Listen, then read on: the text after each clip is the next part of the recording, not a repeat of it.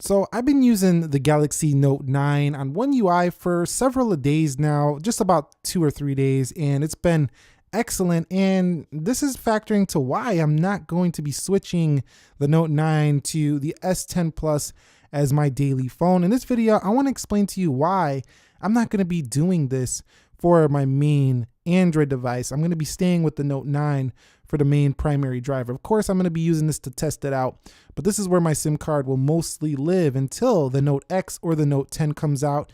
Let's find out why. Coming up right now, let's go.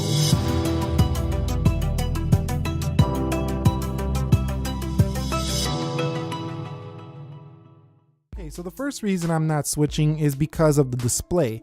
Now, I do love the Galaxy S10 Plus's display. I love how the bezel is very thin at the top and also nice at the bottom, and Galaxy Note 9 definitely needs an upgrade there.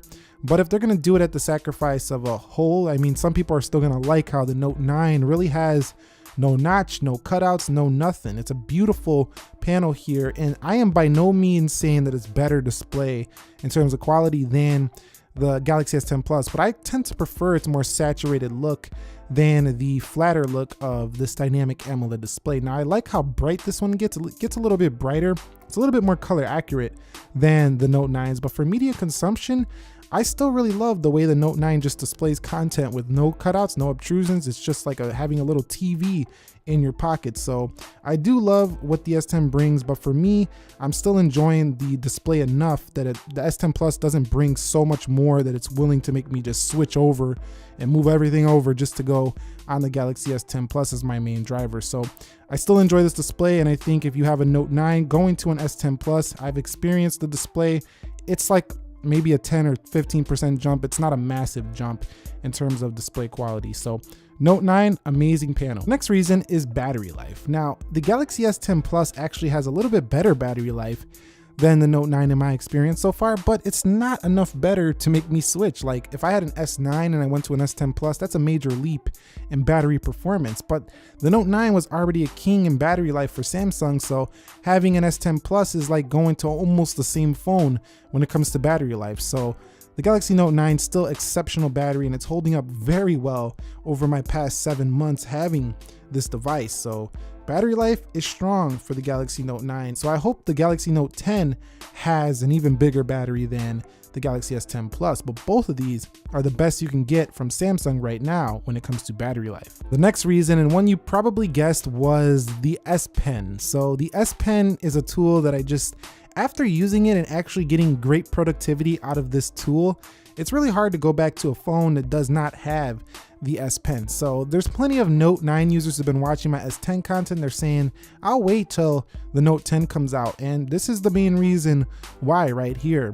This is a huge phone here in the Galaxy S10 Plus, even about the same, if not sometimes feels bigger on the display. Doesn't feel heavier or heftier, but the display looks bigger because it has thinner bezels, but there's no pen. So it's all down to just your fingers and hands. And that's a kind of a waste to me because we have an S Pen on the Note, but it's always been this way. But still, it kind of makes you wonder, do we even need a Note and an S line, or could we just have just one major phone per year with just an S Pen included all together? But having the S Pen here for the Galaxy Note 9 is wonderful. I always use it like all the time. I'm scheduling out videos, things like that. I place it on the home screen so I don't forget things like Galaxy S10 Plus versus Note 9. I'll get this idea, I'll write it down, place a widget on the home screen, and I'll never forget it. It's really hard to go back from a phone that doesn't have this feature. So the Galaxy Note 9, excellent here when it comes to the S Pen. Also, the S Pen icons got a little bit different looking here in One UI. Some of the elements look different, as well as like the notes in the Samsung Notes looks a little bit different as well. So it's got an update, so it looks even cleaner than before when actually using this pen with its software. So excellent, I really do love it. Another reason I'm not switching from the Note 9 is I prefer having two secure methods of unlocking. One, fingerprint sensor, which I don't mind where the Note 9's placement is. A lot of people actually came to the Note 9 just because Samsung finally put it in the middle and not off to the side like they did with the Note 8. So I have no problem with this fingerprint sensor. It's pretty quick, and it also has a nice swipe down function like so. I also do like the iris scanner up here as my second unlock feature. It will show, I'm not going to do it right now because we're behind camera, but having that iris as well is a more secure method than the face unlock for the Galaxy S10 Plus. So until they remove it from the next Note, which they probably will do if they go anything similar to this S10 Plus, I'm going to enjoy the iris scanner for now on the Galaxy Note 9. Now I know some people are going to object and say, oh, that's slow iris scanner. I'm glad they got rid of that thing. You now have the fingerprint sensor under the display. It's even more secure than ever before. And that is true, but I mean, really, having two options is nice to me. So that's one reason why I'm personally not switching over to the Galaxy S10 Plus. The next reason I'm not switching from the Note 9 to the S10 Plus as the main phone is because the Note 9 has the One UI now. Now, if it never got it, I would be really upset and I would be using the S10 Plus over the Note 9 all the time. But because I have essentially the same exact software, it does basically the same stuff. Yes, we have the wireless power share here, something I'm not going to use often on my device. Still, the One UI coming to the Note 9 has made it pretty much on par with this new phone when it comes to its overall software experience. It's almost identical with a few additions to the S10 Plus. So nice stuff here for the Note 9 when it comes to software. And one of the key factors that makes me feel like I'm using an identical phone, whether I'm using the Note 9 or the S10 Plus, regardless if the design looks pretty different on the S10 Plus, still the software being the same, it's like using an iPhone 8 Plus or using an iPhone 6s. I mean, those phones are different sizes,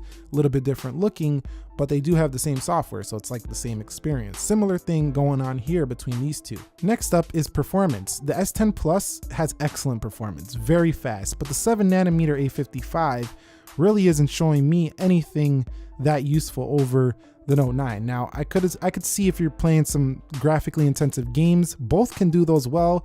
You might get a slightly faster load time, maybe a little bit better performance in gaming, stuff like that, but I'm not the biggest gamer. I just use my phone in more of a productivity fashion, like a lot of productive features, emailing, calling, messaging, writing notes, stuff like that. More productivity based things, and really I don't really care about a 7nm and a 10nm when it comes to just your everyday productive phone use. So I have no lag here for the Galaxy Note 9, and it's been staying that way since I've had this phone, and that's really good because not all Samsung phones can say the same.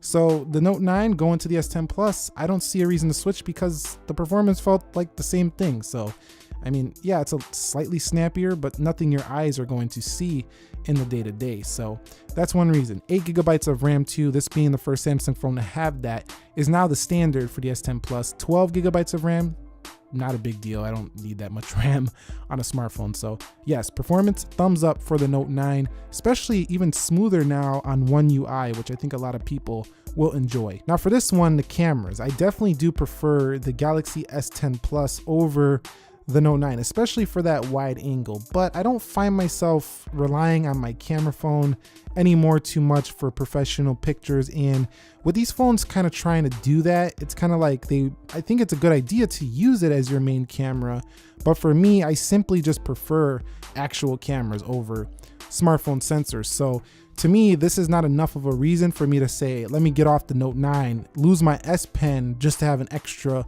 wide angle lens. That's just not enough for me. Now the front facing camera for vlogging, exceptional for the S10 Plus. Amazing stabilization, as good as an action camera from what I'm seeing. And the rear too, very good stabilization. So if you're a vlogger and you're using your phone for doing that, it's excellent. But for me, I still prefer things like a Sony RX100 Mark V, something like that, or even attaching a lens off onto a camera, or even using, this camera I'm using for this video right here. I'm more of a actual camera shooter than a phone shooter. So what are your thoughts? Do you think the Note 9 is still a worthy phone? Do you think the S10 Plus is blowing it away? Do you think that you're just going to keep your Note 9? You just got an S10 Plus?